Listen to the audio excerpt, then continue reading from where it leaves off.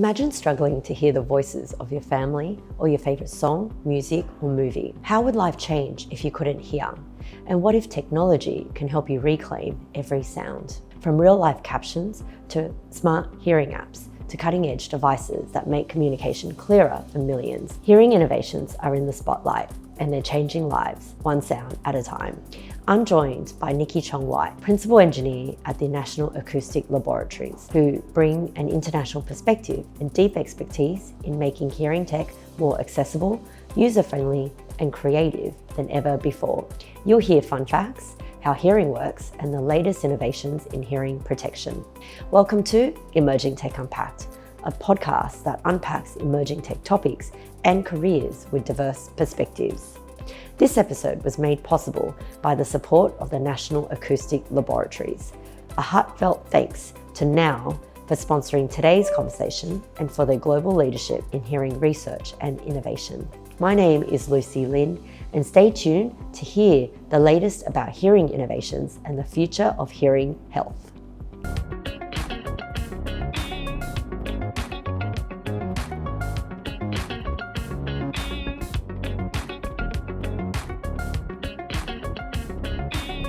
Hello and welcome to the Emerging Tech Unpacked podcast. My name is Lucy Lin, and today we'll be chatting about the latest in hearing innovations with Nicky Chong-White, Principal Engineer at the National Acoustic Laboratories. Welcome to the podcast, Nicky. Thanks so much, Lucy, and thanks for inviting me. So, Nicky, I'm really excited. You're my first Kiwi guest. So I thought we'll start with a bit of fun. And if you don't mind, please tell us a fun fact about New Zealand. Well, one of the facts that I always heard when I was growing up, and I'm not 100% sure on the accuracy, but that there were 17 sheep for every New Zealander in the country. So we have plenty and plenty of sheep in New Zealand. Plenty and plenty of sheep. 17 per person. That's a lot. At the time. So this was, maybe in the 80s. I'm not sure what the numbers are now. Maybe it's growing. Who knows? And all the New Zealanders are in Australia, and then the sheep's actually gotten more, so. That's right. So I also looked up a fun fact, and I don't know if you know, but New Zealand was the first country in the world to grant women the right to vote way back in 1893. So it made the country a pioneer for gender equality and a leader in women's rights, which I thought was a really cool fun fact about New Zealand. Yeah, great. Yeah, and we've had a couple of New Zealand female prime ministers as well. So especially the most recent, Jacinda Ardern, very well known around the world. Yeah. Well, it's a progressive country, and I think you're a progressive person. I'm really fascinated by hearing.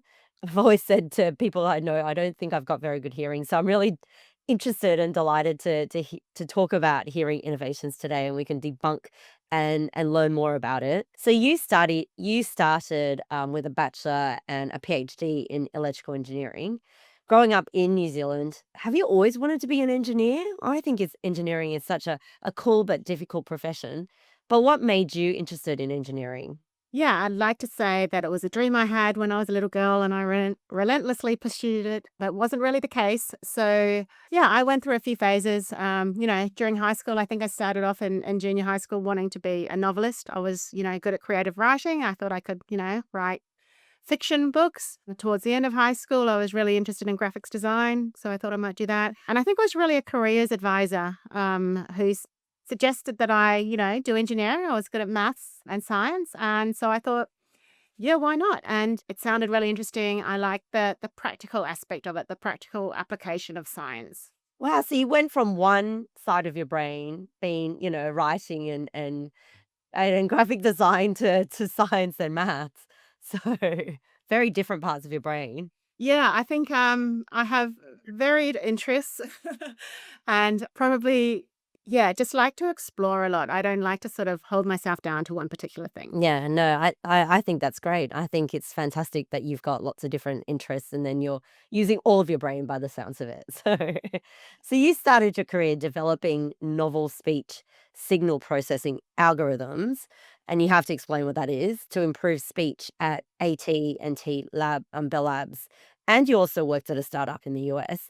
Can you tell us a little bit more about these experiences? And also, what drew you into hearing speech and audio technologies? So I did my electrical engineering degree in New Zealand. So that was my bachelor's degree. And then I moved to Australia and did a PhD in speech signal processing. And basically, that field was sort of chosen for me because I took a scholarship that was offered by Motorola and worked into telecommunications. And that was in the 90s. And at that point in time, yeah, telecommunication and speech recognition, speech processing was really growing and really advancing. We think of speech recognition or transcription now, and it might just be like it's been around all the time. But back then, it was sort of the new thing coming. It was sort of like this amazing thing when you could, speak into a microphone on your computer and it would type it out. You used to make heaps of mistakes. So I think that's what really drew me into that area. And then once I completed my PhD, it's sort of the next step to really pursue that in a career. And Bell Labs at the time were the leading, organization in that field. So to be able to get the opportunity to move to the US and work there was really amazing. Mm. And what's it like working in the US? And you also worked at a startup, which is very different from a research lab, right? So how's your experience there? Yeah, the US was, really different. So we were, Bell Labs was in New Jersey, and we were about 40 minutes by train trip to New York City. So if you've been to New York, it's just really amazing, sort of eye-opening and exciting. Yeah, no, very different. I grew up in New Zealand. 17 so per person Jeep, and then you go to New York City, double bunk. yeah, in the suburbs with all the sheep, the cows in the backyard, to move to New York City, big, big change. But yeah, I think working in any country, even, coming from New Zealand to Australia, I did part of my PhD also in Sweden and Stockholm. I really like the opportunity to be able to experience different cultures in different places. And yeah, I think that really adds to it. Yeah, I'll say. I love speaking to other global citizens. Like, I've lived in 5 countries on 4 continents, and I think it just makes you such an open-minded person when you've experienced global living, and I think that's why I love to travel, because it opens your mind and you get to experience, different cultures, but also makes me I feel a better person as well, because I feel like I understand different points of view. Yeah, definitely. I mean, obviously, as well, I'm Chinese, but I've born in New Zealand, grew up in New Zealand. I don't think that my Chinese culture is really strong, but obviously there's things that you just take for granted that, you've got your own culture and your own ways of living, and then you go somewhere else and then you realize how special that is. So what's drawn you to the field of hearing, speech, and audio, and what influences your long-term passion for improving hearing and communications? Yeah, there's a number of things. In my family, I have a couple of family members who were born with hearing loss. So that's been sort of a fundamental driver to passion on how I myself need to learn more about hearing so that I can help them and help them make decisions about certain things and just really understand how to best, communicate and use different strategies. But then also, as I've been working in the field for a long time, we developed solutions, and one of them was NowScribe. It's a live captioning app. It's free on the Apple App Store. And then we put that out during COVID, and that was a time where, when everyone's wearing face masks and there's the protective screens, and it's really hard a normal hearing person to hear, but anyone with hearing loss just found it almost impossible. And so we developed this live transcription app, and people would just write in and then talk about how much it's changed their life. Or, some audiologists would use it in their clinic and they'd see their patients start crying, just from the emotion of being able to communicate and understand what someone's saying when they couldn't before. So just having that sort of feedback come in from something, that we've developed is really satisfying and rewarding. And hearing loss, I didn't know too much about it, and I have an uncle who is hard of hearing, and hearing significantly impacts person's communication in daily life. There's social impacts, psychological impacts, cognitive consequences, because when you don't have 100% hearing capabilities, it's very difficult to communicate, to understand conversations, etc. And if you've got family members, as you said, who's been, who has this condition as well, I think firsthand you sound like, it's a huge driver of why you're passionate about this space. Can you talk a little bit more about, yeah, I mean, this new now Scribe that has helped, how you can overcome that? Because I've seen some videos about this, and can you talk a little bit about how that has helped people who are hard of hearing? And is it text based, or How does that help them? Yeah, so NowScribe, it's an app that you can use on your phone or on a tablet, for example. You just take it wherever you are. We actually designed it for use in hearing clinics so that there would be an iPad there available during a clinic appointment where the audiologist would speak and you can see the patient who typically has a hearing loss can see the words come up on the screen in real time. So there's a lot of times during a hearing appointment as well where the patient has to take out their hearing aids, either for a hearing test or maybe to get them repaired or adjusted or to get impressions. And during those times, they can't hear at all. And so then either, there's some sort of stilted sort of communication or, they resort to writing on paper or just not talking during that time. Whereas this can sort of be that bridge and, also help to, when they have got the hearing aids on, confirm what they've heard. So, yeah, and we did design it for use in hearing clinics, but then we found people were using it in schools and just in their normal family gatherings, at doctor's appointments, they were in shops, they were just taking it round with them. And so, yeah, it came out all these other use cases that we hadn't really even designed for, but people found it really helpful. Yeah, that's so incredible. Like I went to the tennis earlier this year, and even like, there's just a lot of noise and you can't hear everything of what's being said on the court. And so they actually have real-time text on the screen now in terms of what people are saying. So even if you can't hear, it's actually being scribed on the big screen. Is it something like that we mean? And so you can actually still see and read even if you can't hear.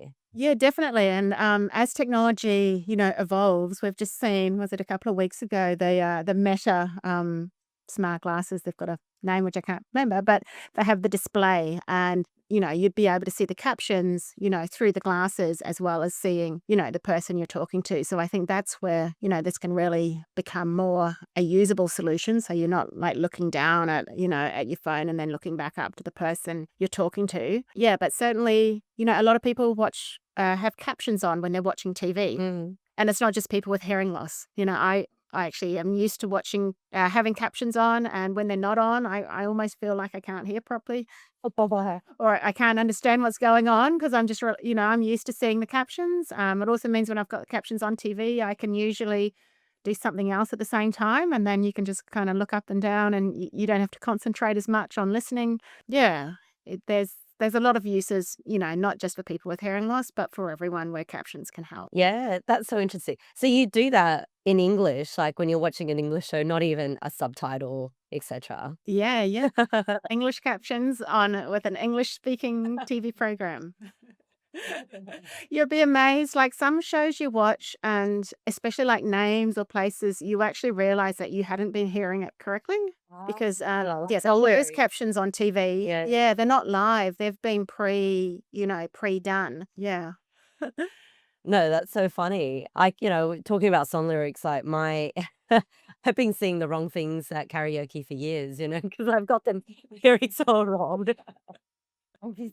Yeah, I mean, I agree. Like I like having captions because I think that sometimes it enhances my viewing capability because I feel like I'm a visual person, and if you have captions on or subtitles, etc., then you get to see it more, and I feel like that's also a better experience. I know that a lot of people, speaking about subtitles, a lot of people are learning English because they're kind of like, reading the subtitles and then they're listening to it, and then that's how they're learning English. It's a great language barrier learning Yeah, as yeah. well. To learn a language and have the captions on. Mm. I mean, maybe I'm a bit of a tiger mum, but when my kids were little and I'd put on like Dora the Explorer, Yeah. I used to put the subtitles on to help them learn to read. Oh, really? Um, so yeah, I kind of figured that should help, right? Yeah. Like if they can see the words as well as hear them. Yeah. Yeah. No, I agree. I don't know anyone else who did that yet. Are you a tiger mum though, Nikki? Or All Asian parents are. Okay.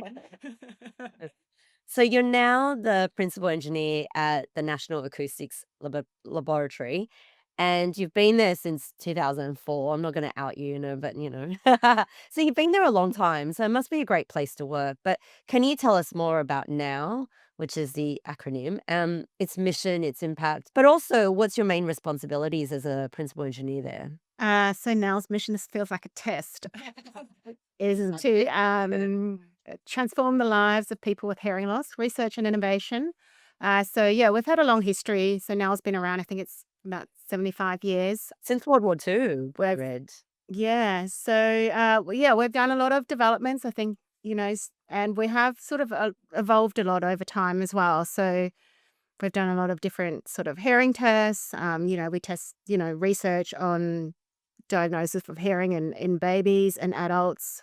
We do a lot of innovation as well. So our latest would be a Now 3, which is a hearing aid prescription, and that's used. It's the most widely used hearing aid prescription around the world, and that's where a lot of people have heard of. Now, in terms of my role as principal engineer, so I lead the smart tech portfolio, and it's looking at new innovative ways where we can create solutions that will help people with hearing loss. So, for example, I like to look at the latest technologies. It might be AI, it might be augmented reality or virtual reality. We've got the Apple Vision Pro, which is really exciting, developing apps and solutions for that. We also do a lot of mobile app development and development for Apple Watch. So we might use things like the sensors on the Apple Watch to monitor health metrics, or to use it as an input mechanism for people to give us responses on how well they can hear in different situations in their daily life. So yeah, I think, in terms of my responsibilities, I'm looking, just to way to drive sort of hearing innovation and research forward. Yeah. No, it's so cool. I mean, it's a world-renowned hearing research organization, and I think what you're doing there is so cool. So, I was watching a video about the Apple Vision Pro. So you're putting these on your heads and, like, we're on video as well, so you can just imagine that you put those on, and then you can, like, you're sitting around the table, so one person had the Apple Vision Pro on, and then the live captions comes up on above them. Is that right, Nikki? How do you describe that? Oh yeah, so that's our AR, or augmented reality version of NowScribe. Yeah. So one of the things with how NowScribe works on the phone is it's just captions on, all in different paragraphs, but it's all on the screen. And if you're in a situation where you've got multiple people within the situation, in the conversation, one of the things that people with hearing loss find it difficult is to work out who's talking and who said what. So especially if you have to turn your head and you can't actually see, the mouth moving of everyone, knowing where to look and who said what. So yeah, with our augmented reality solution, we were able to almost like put a speech bubble. You can imagine, those cartoons with speech bubbles above your head, and have the speech of each person appearing above their head. And also, if they start talking after a period of silence, so like someone else has been talking and they've been silent, once they start talking, there'll be a little indicator on their speech bubble, so the person wearing the Vision Pro will know who they should be looking at. Oh, wow. That's so cool. And what was it using to kind of, like, is it direction sound, or how do they know who's speaking, et cetera?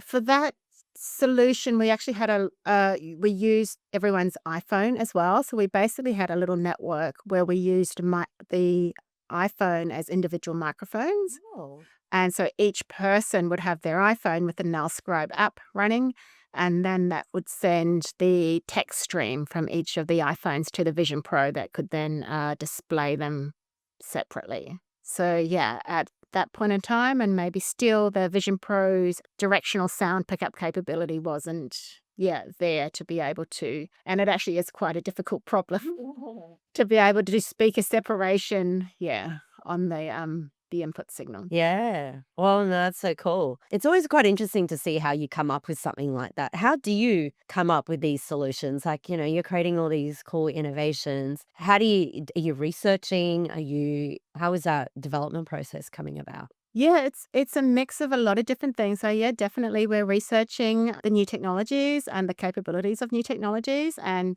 these days there's stuff coming out every week that's new. It's actually really hard to keep up with all the latest things. So basically, when, some company releases a new technology, I want to sort of try it straight away. But we'll also talk to a lot of the people we want to help. So our target or end users, they might be people with hearing loss, or they might be clinicians, for example. And we'll talk to them about, what are the problems they have, or what are the gaps, or what do they need a solution for? And then I'll sort of try and match those needs to, what I could do with some of these new technologies. And then we'll prototype and try and create something like very quickly. And then we'll show it back to them and say, do you reckon this would help you? And then, just sort of work from there. Yeah, wow. So, on that technology curve in terms of adoption, you're at the very front, right? Try to try all the new cool things. Yeah, I like to try all the new cool things. So, I'd love to hear a little bit more about hearing health in general. Can you give us an overview about how hearing works? Like, how can I hear what you're saying right now? So generally in hearing, sort of at a very sort of basic sort of top level, you have sound waves and they'll travel, to your ear, through your ear canal and to the eardrum, which will vibrate. You'll have in your inner ear a whole lot of hair cells and they're tuned to different frequencies. And so that's when we look at some people hear some frequencies better than others, or as we get older, typically it's the hair cells that are towards the outer ear that degrade faster so people don't hear high frequency sounds. So yeah, it's sort of looking at that, how the health of your ear and the hair cells on how well you can hear. Right. And what if I've got some selective hearing? Like, I can hear some people better than others. What do you call that? Yeah, that's I think it's mostly male. They say the females are speaking too loud, so they've lost that high frequency hearing. Yeah, there's all a lot of jokes about selective hearing, and there's also, some people just don't hear very well in certain situations, in certain conditions.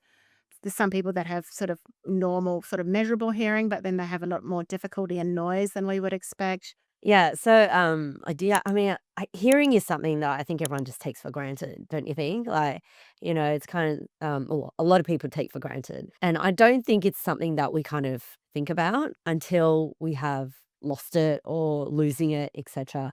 And I was reading, the World Health Organization, and they say by 2050, nearly 2.5 billion people are projected to have some degree of hearing loss, and more than 700 million people will require hearing rehabilitation. So that is so many people. And then unaddressed hearing loss poses an annual global cost of almost $1 trillion, which is insane when you think about it. Why is it that, there is a degree of hearing loss? How does that come about? And how can we do, what can we do to kind of like, prevent and protect our hearing? Yeah, a lot of questions in there. Generally, as people get older, so just a normal part of aging and even healthy aging, your hearing will start to deteriorate quite commonly as you get older. So I think, we generally have an aging population. So that's probably to do with, yeah, partly to do with the growing numbers. But there's a lot of ways that we can protect our hearing better. So, there's hearing loss due to aging, but then there's hearing loss due to loud noise exposure. So if we think of the preventable ways to protect hearing, certainly, yeah, using hearing protection when there's any loud noise. Any prolonged exposure to loud noise can lead to permanent hearing loss. So yeah, if you are working, for example, in very, very noisy environments, you would want to be wearing hearing protection to prevent that hearing loss that will come. I think I was telling you that I recently had a tradie come in, and he had like, he was drilling something into the wall, and it was so loud, and I said to him, like, I think you should use something to kind of protect, earmuffs or something. And he's like, oh no, I'm too cool to wear earmuffs. And yeah, that's really bad, right? Yeah, I mean, I think there are sort of regulations around the use of hearing protection and in industry. Yeah, certainly. Yeah, if I was in that sort of position, I'd definitely be wearing hearing protection. And even when you're listening to levels that maybe aren't even that damaging, I like to wear AirPods with active noise cancellation because I just like things quieter. When you're on the plane, I actually am surprised that the air hostesses and stuff don't wear sort of active noise cancellation because I find it really hard to hear people talking or when they're asking me what I want, for a meal. So yeah, I'm thinking they're doing this all the time. I mean, surely that's I just actually found it more annoying than anything hearing that constant plane noise. Yeah, but certainly in terms of protection, if you're working with, noisy tools and stuff, I think it's certainly something that maybe we still need to further educate and make it more hearing protection awareness more of a thing. Mm. Can you tell us a little bit more about how noise cancellation works? Because yeah, I don't really know how it works. I mean, I've got earphone that does have that, but how do you strip out all the sound, or how does that work? And then you protect your hearing that way. How does that work?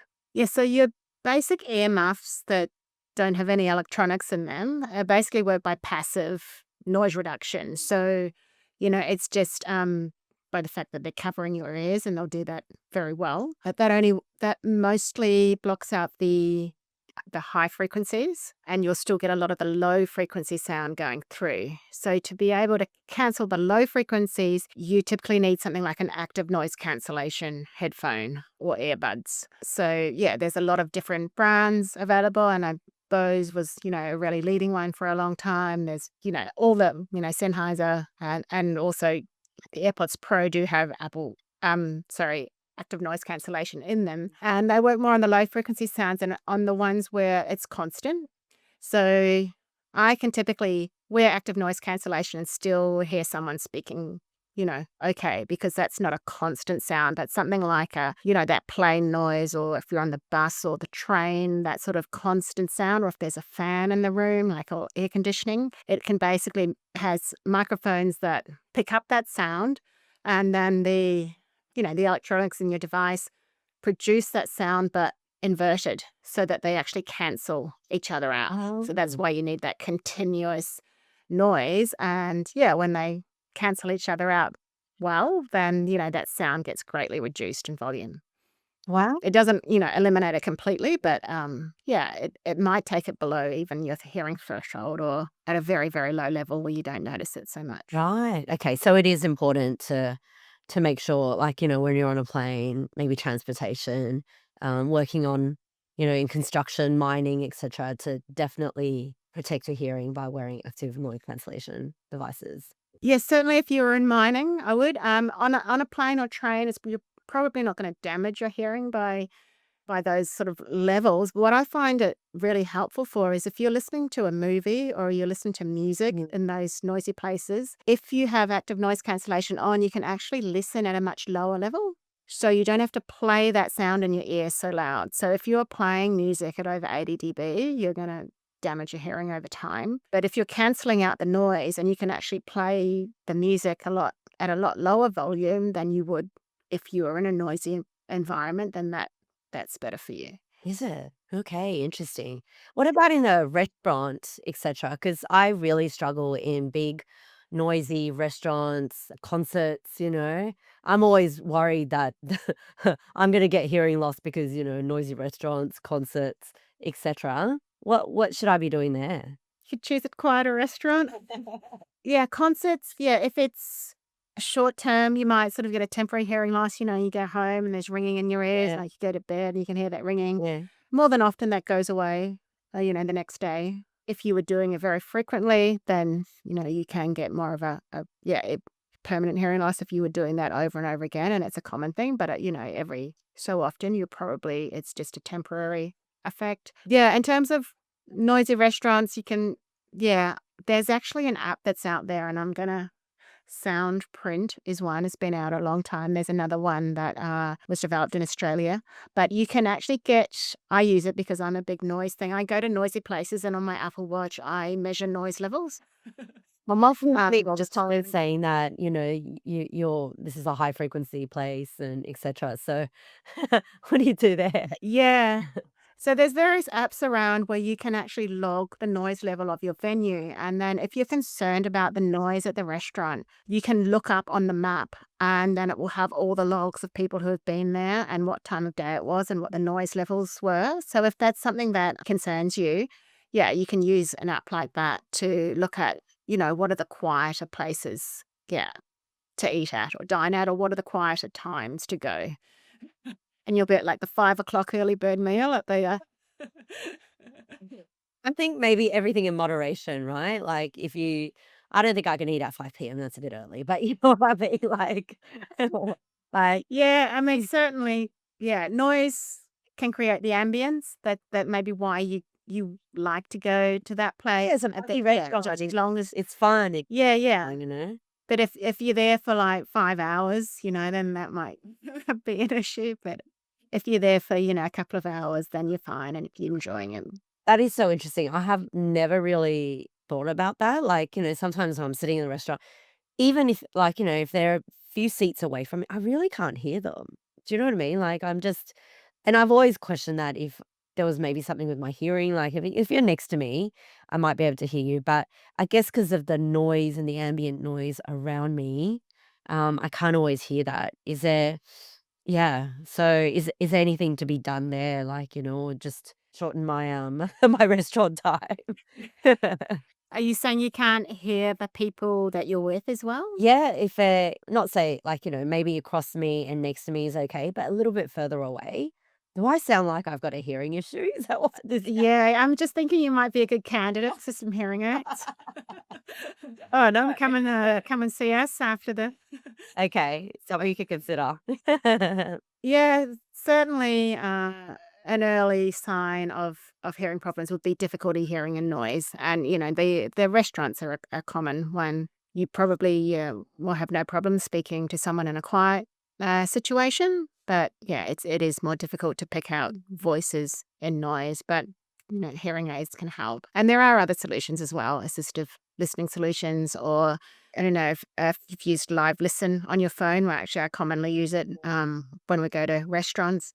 You can use, oh, so one person either has to be wearing hearing aids or AirPods, but you can use your iPhone as a remote microphone. So let's say you were sitting there with AirPods, you put them in transparency mode so you can hear everything, Yeah. but you put your phone closer to the person talking, and then, yeah, you can hear that stream go from the microphone direct to your ear. Wow. So then it's a lot easier to hear in a noisy place. Wow. So even if they're sitting on the other side of the room, then you can hear as well. You're wearing like, you Yep, yep. As long as you're within Bluetooth range of your phone. Yeah. wow. Okay, that's cool. So, hearing loss, is it true that hearing loss is always permanent, or is there different types like temporary, reversible? If you lose it, is it yeah, I mean, it's that ringing in the ear after a concert, but, is that always permanent or not? Yes, so there's different types of hearing loss. Things like noise-induced hearing loss, where it's over a prolonged, like frequent exposure to loud sounds over a long time. That's more likely going to be a permanent hearing loss, essentially a neural hearing loss. There's other things like conductive hearing loss, where you've got maybe fluid in your ear, or you've got yeah, something else which is temporary and will pass. Big wad of wax, maybe? Once yeah. Yeah, you think wad of wax in your ear, once that's removed or the fluids removed, your hearing will return to normal afterwards. So yeah, there's definitely different types of hearing loss. Interesting. So you provided some of the overviews of innovations in hearing so far. What are some of the most, exciting advances in hearing technology that you are working on right now at Now? So some of the things that I'm working on right now, so one of the main projects that I've got is called Now VP, or Now Virtual Personas, which is an AI-based training tool for clinicians. We're also rolling it out in universities for audiology students. And that's where we simulate a diverse range of patients with different hearing conditions and different attitudes towards treatment, or, emotional states. And it's to help them build their communication and soft skills. So, that's a really important part of the counseling process around, hearing loss and hearing devices and treatment. And it's really hard to practice soft skills. Like, there's a lot of tools out there where you can practice your hands-on or technical skills, or how you use equipment, or how you, learn about different theory. But how do you translate that into, speaking to patients in a way that resonates with them, that, shows that you understand their needs and you can build that rapport? I mean, that's really an important clinical skill. So, yeah, that's a tool that we're working on, and that's quite exciting to see how that's developed. And it's really just, all the advances that are happening around AI now, which is really making that possible. And it's actually really fun to work with as well, because we sort of, the capabilities now, just weren't possible like a few years ago. That like AI is in everything right now, don't you think? Like, definitely in audiology by the sounds of it. I love how you're talking about soft skills in a very technical field. Can you tell us a little bit more about like maybe the whole process, like, the clinician process, or how do you go in and get assessed, etc. How does that work, and how does these virtual personas play into that? So the virtual persona training tool is yeah, it's like a practice or training. So not with a real clinician sitting in the room, but we're hoping that that skill that they can build from doing the practice can then translate into, when you've got a real patient sitting in front of them. I think when we were starting the project and we were talking to a lot of clinicians and especially a lot of early career clinicians or interns and students, they had this sort of anxiety about, a patient coming in with a condition that, they hadn't seen before. How do they address this? How do they explain things? Also, if a patient says, I don't want hearing aids, I know someone who's had hearing aids and they really don't like them or they don't work. How do you address those concerns? Or if someone says, well, they're just way too expensive, do you just go, okay, well, yeah, sorry, I can't help you? Or do you try and make them understand what is the value and what's the benefit of getting hearing treatment and hearing devices and maybe find a solution that is more, appealing to them? So it's trying to teach that way to work through it. And it's it is a hard thing for, to learn and to be taught. It's sort of something that's typically done through just experience and practice, but you don't want to sort of burn through patients practicing and saying the wrong thing.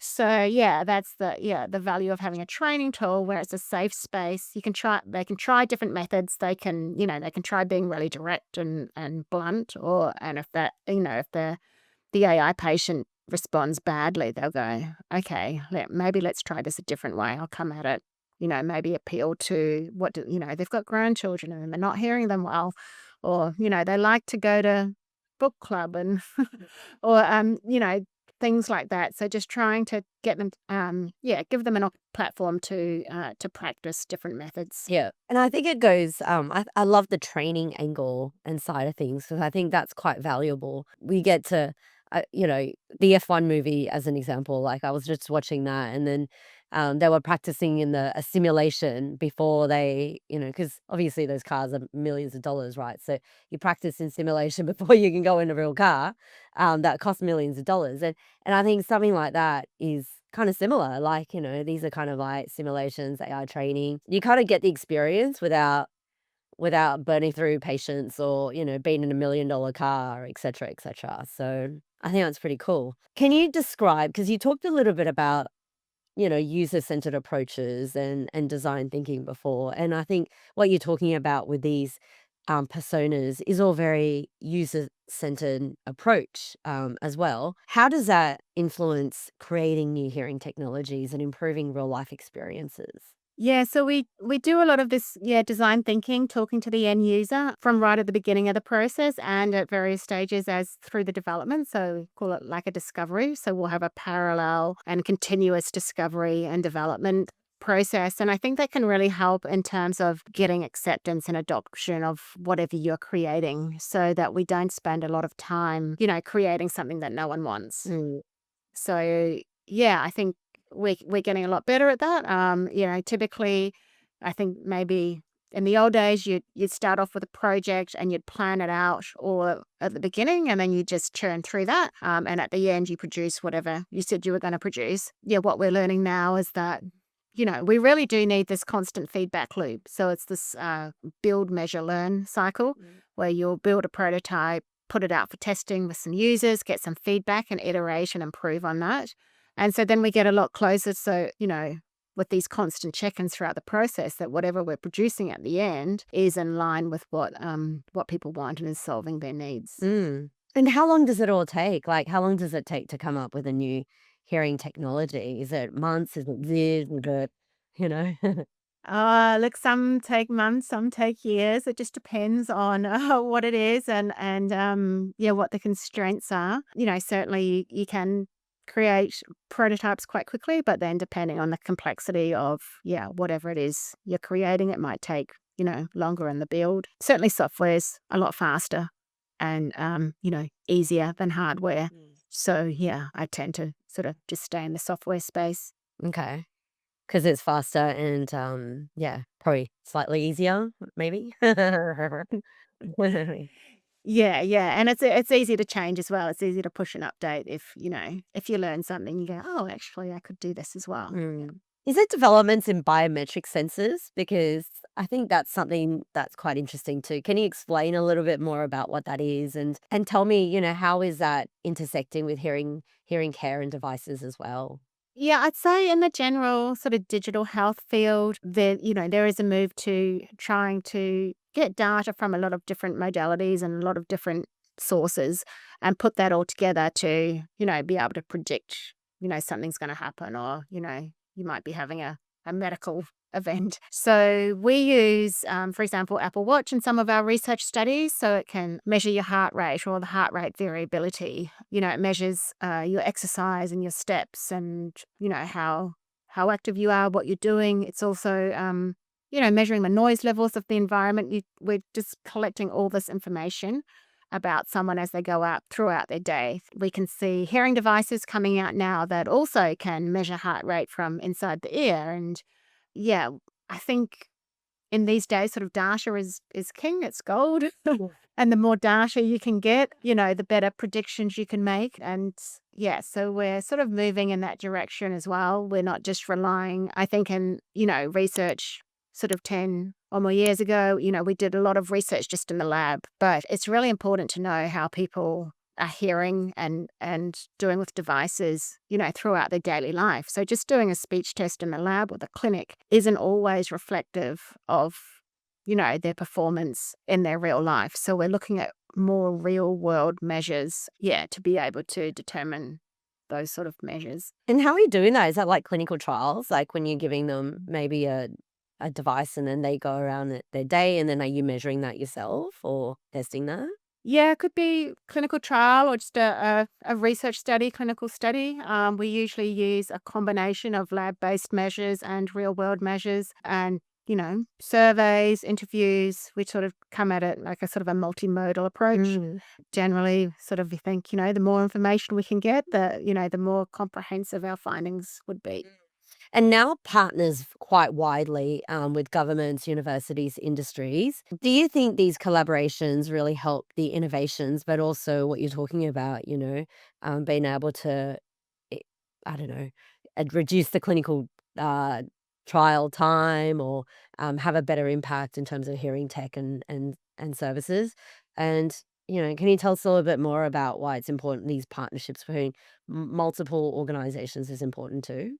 Yeah, I think certainly working with different organizations and in different sectors, is really beneficial. So working, with government and looking at what government needs in terms of policy or economics or, being able to provide, hearing services for people that need it and perhaps can't afford it or in special populations. So that's sort of really important. Also, the collaborations we have with, independent audiologists or large clinic chains or large hearing aid manufacturers. They all have, different needs and different customer bases. I think, a big part of our work has always been on, providing evidence and feedback for the general public and for clinicians to help, with maybe improved, clinical practices or, basic, evaluating devices where in an unbiased way to, tell people which, if they're effective or not or in which situations they might work better. And then, also the collaborations which help us get our research and innovation out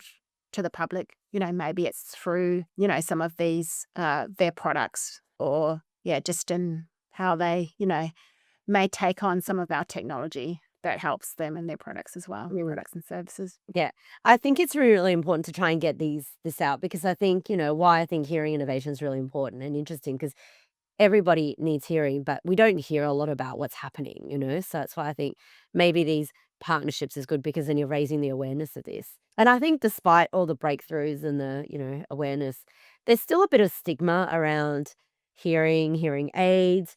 I do think people think of it as like a old person's device. You just told me that I might be needing a hearing test, and then I'm like, oh my god, really?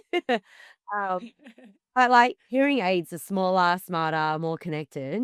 But how do you address all the stigma and the access issues with with hearing itself and hearing aids? Yeah, I mean, I think there could be, better or more marketing around what hearing aids are like now. So people have this, I don't know, 10 years, no, maybe more than 10 years, 20 years ago, there were these big beige things that sat behind and they were really massive and they had these thick tubes that you could see and, they're very unappealing.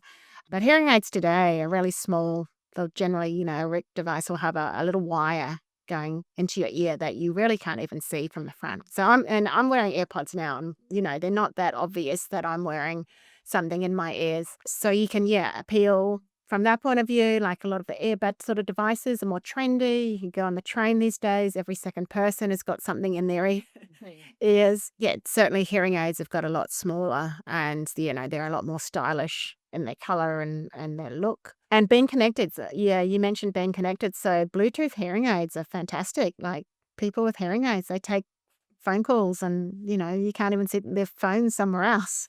Oh. They listen to their music and their calls or the podcast through their hearing aids. So they have a lot of other functionalities as well as just being able to hear. So you tell me an nice. hearing aid doubles up as like an earbud or Earbuds. wow. Okay. That's great. Yeah. Yeah, and then they'll apply the amplification you need to your music or to your podcast as well and mix it in with the surrounding ambient sound. So, yeah, fantastic.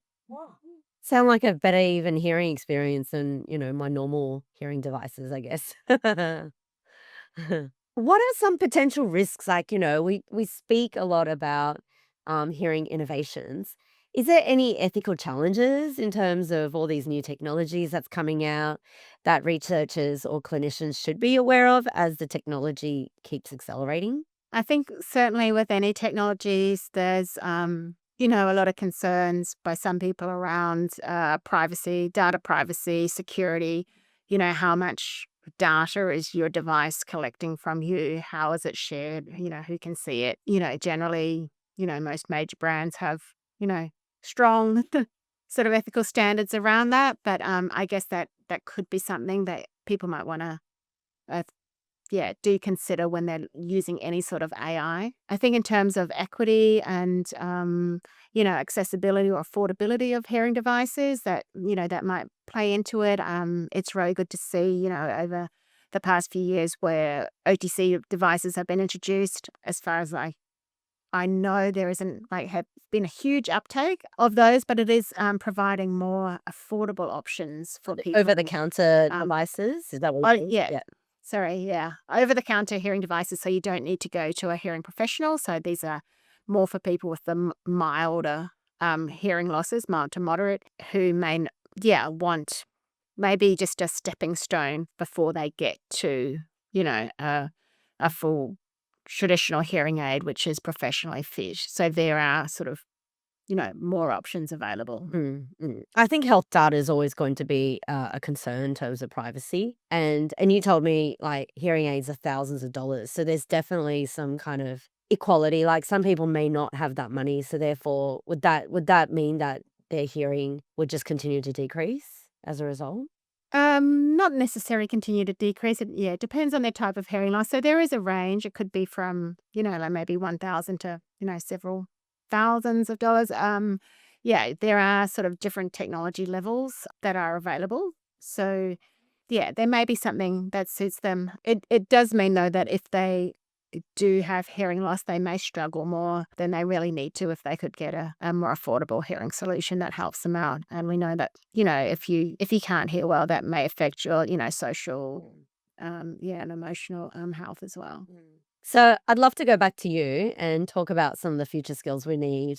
Can you tell us a few important skills that you think is vital for engineering? Because you are an engineer, and can you maybe also tell us one underrated or unexpected skills that's proven valuable in your career? I think in terms of sort of important skills to have as an engineer and especially sort of thinking into the future, definitely around AI. I mean, that's definitely going to play a part in how we work. And I think that's not just for engineering, that's actually for everyone now. Like, it's not just a a technical thing anymore. I think everyone needs to, take on how to at least apply AI, and be more effective, how you can use it safely as well. I think sort of adaptability, because technology is changing a lot. I think you need to be adaptable. You need to be able to learn fast and quickly. Be open to learning more and continuously growing in your knowledge. And definitely like problem solving. I think that is a key skill that we want to try and keep going, because there's always going to be problems to solve. But and underrated, I think or surprising, multitasking is really important. Although there's always so much going on, even just in today's lifestyles and busy lifestyles, being able to yeah, do several things at once and manage different competing priorities. I think that's always a really useful skill to have. How do you multitask better? I find it hard, like, when you're trying to do multiple things at once. What's your secret to success there? Secret to success.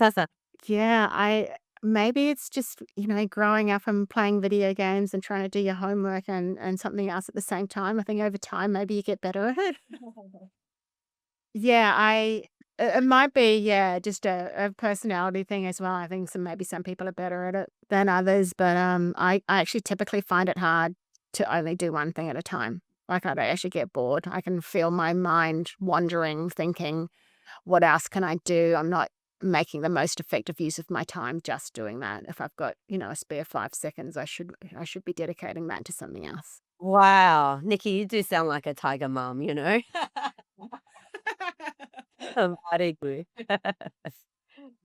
No, I think I find it fascinating. I find multitasking really interesting because I thought I was a multitasker as well and like needing to do multiple things, but I find that I don't get much done. So now I've kind of like gone to like more single tasks and I dedicate time in my calendar to complete that and then I'll move on to something else.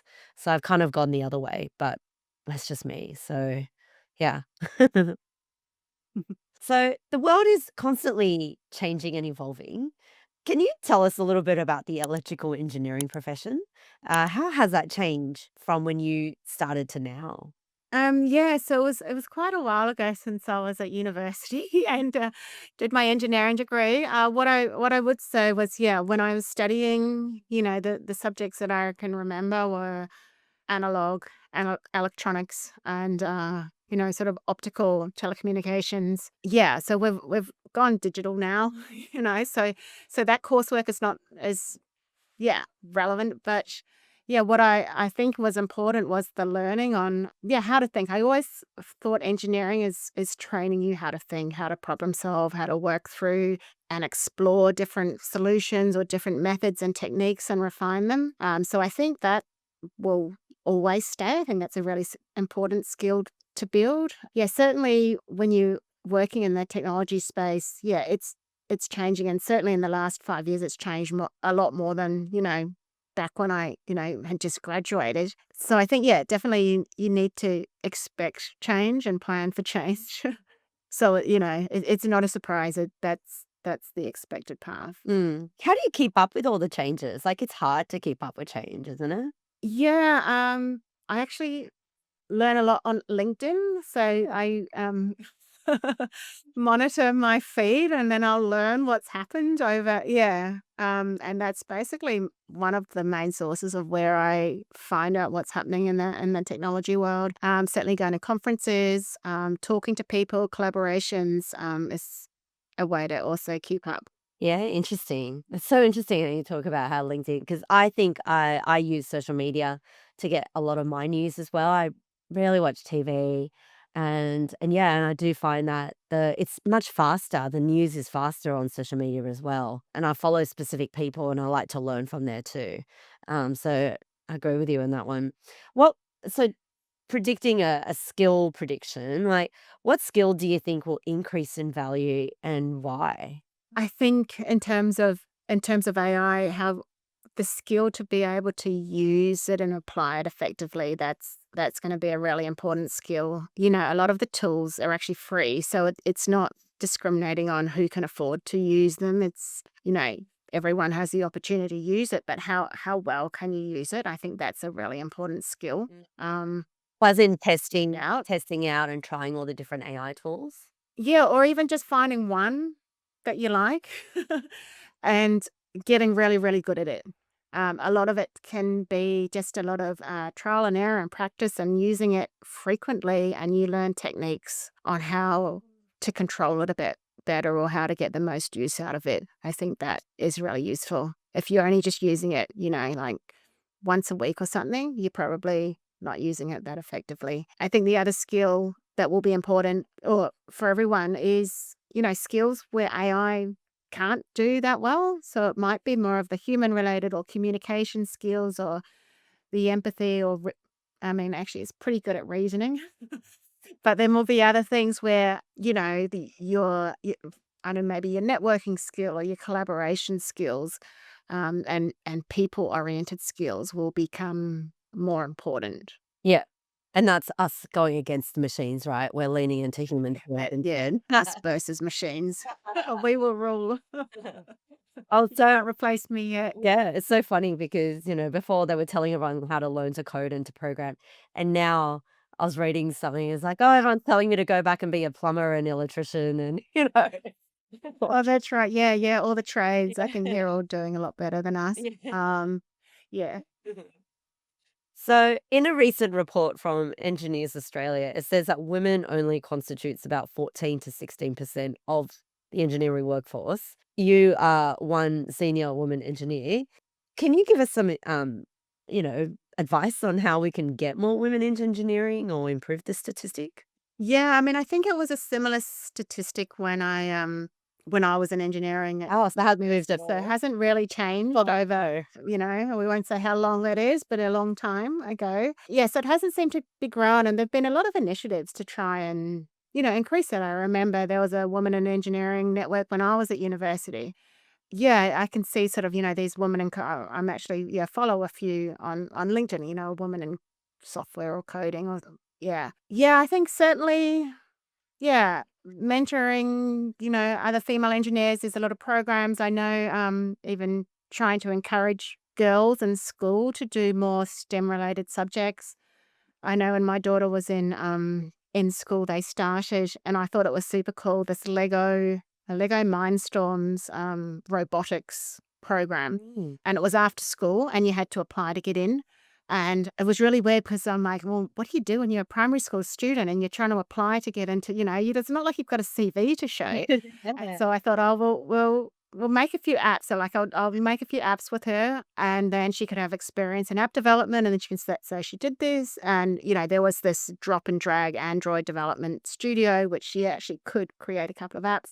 So she put in the application, and I got a call back from the teacher and said, look, we'd really like your daughter to be on this course. There's only 10 places, but I wanted to let you know because she'll be the only girl. Will that be okay with her?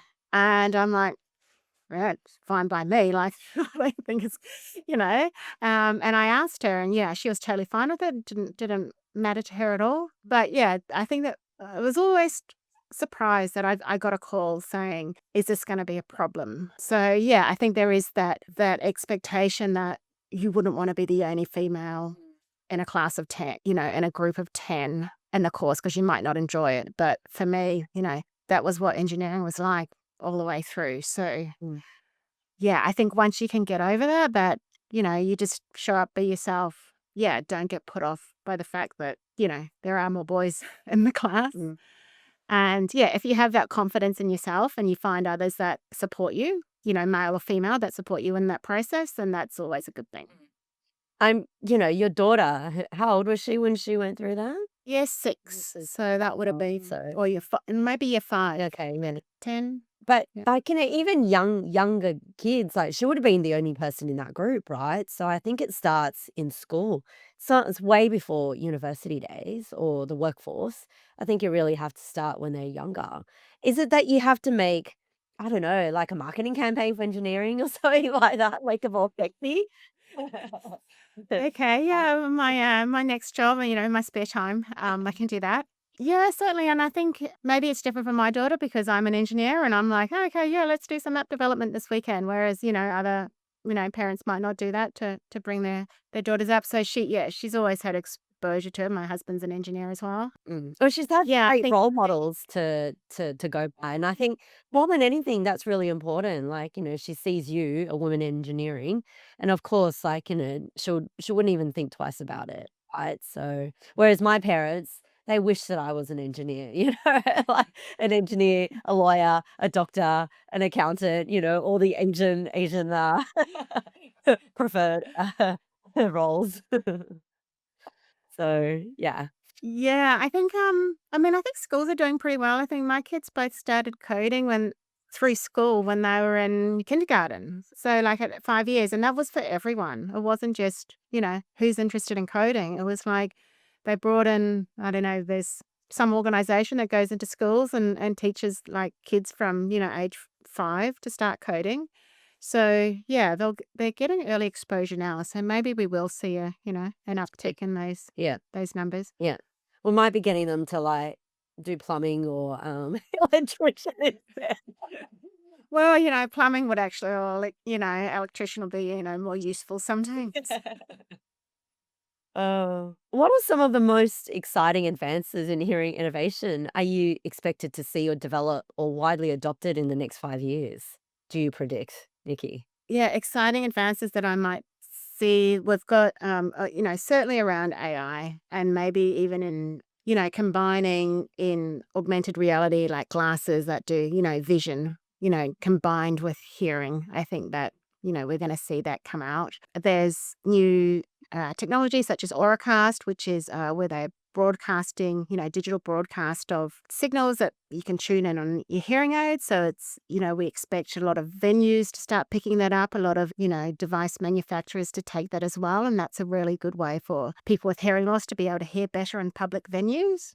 Yeah, I'm hoping hearing aids get smaller and more beautiful looking and work a lot better and that will also help people, and more affordable as well. So, yeah, help people to take up that technology. Yeah. I mean, looking at the stats of how many people actually need it, I think affordability is probably a big one, and the smaller and the stigma, right? So, which is why we've got a podcast to talk about it, and hopefully that means I will get a hearing test. I guarantee you that, and just see how it goes.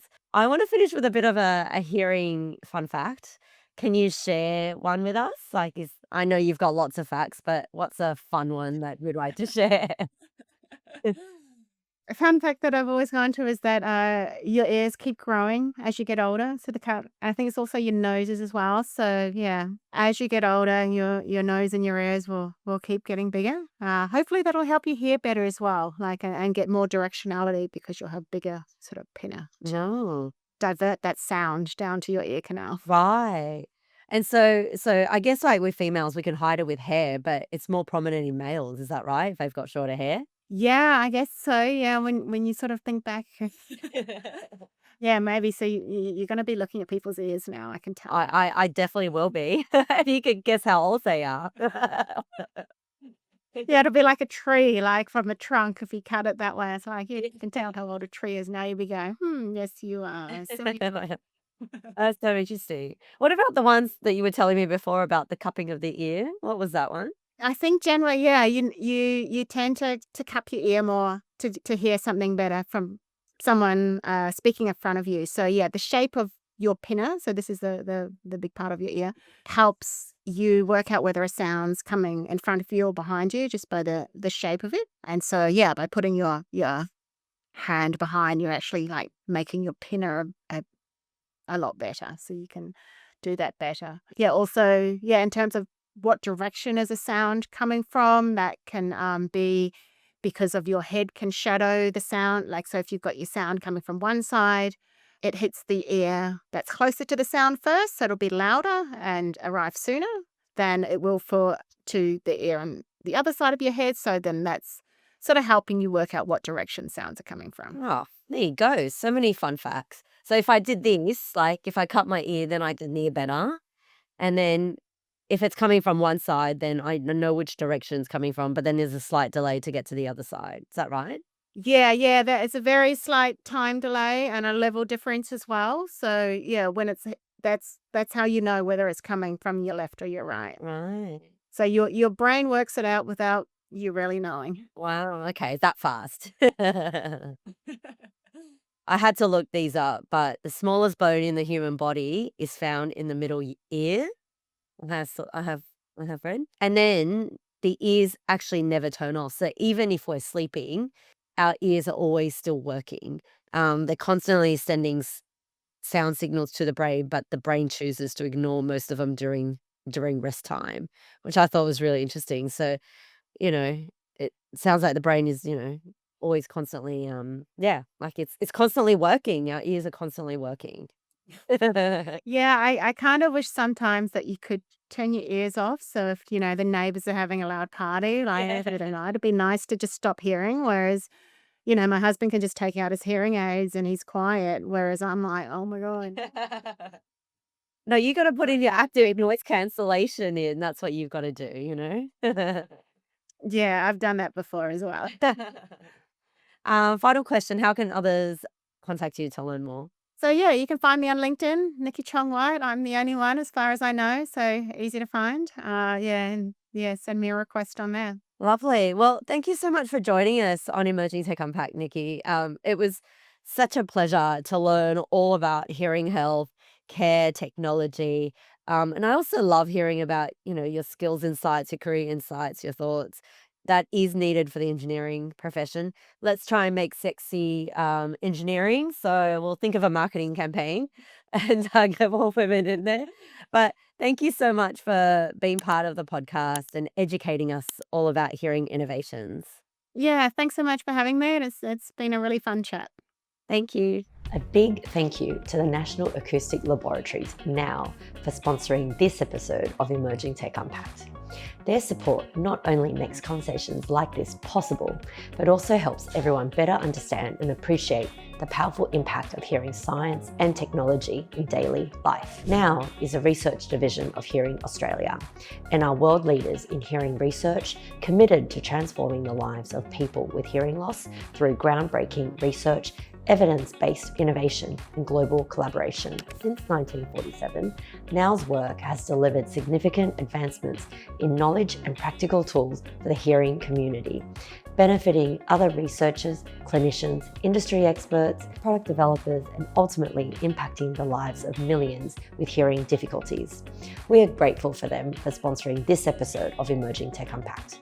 Please contact me directly if you'd like to be like Now and profile an awesome topic and guest for future podcast episodes. If you enjoyed this episode, please subscribe, leave us a review, and share it with your networks and friends so they can enjoy it too. It takes a lot of research time and effort to put a podcast together, and I would very much appreciate it if you can support our podcast with a donation so I can cover my podcast production expenses and keep this show and our important mission of providing quality education, promoting gender equality, and highlighting future skills and STEM career pathways going. We're always looking for sponsorship, partnerships, and guest speaking collaborations. Visit our website to speak with me directly at emergingtechunpacked.com. We are available on audio format on Spotify and Apple Podcast, and you can also watch us on YouTube, and we have bonus video content there. Make sure to tap the notification bell so you'll be informed of the latest episode drops. We are active on social media, so make sure to subscribe, like, and follow us on our social media channels, LinkedIn, Instagram, TikTok, and Facebook, to stay updated with the latest news and content. To get in contact with me, you can find me on LinkedIn by searching for Lucy Lin or my website, lucy-lin.com. We welcome all feedback and will be very grateful if you can help us grow and spread the word by forwarding this episode to a friend and giving us a 5-star review. Thank you for your attention. My name is Lucy Lin, and thank you again for listening to Emerging Tech Unpacked. Until next time, let's embrace new AI technologies, get your hearing checked if you need it, and make sure to stay proactive about your hearing health. Make sure to subscribe to the podcast and see you in the next episode soon.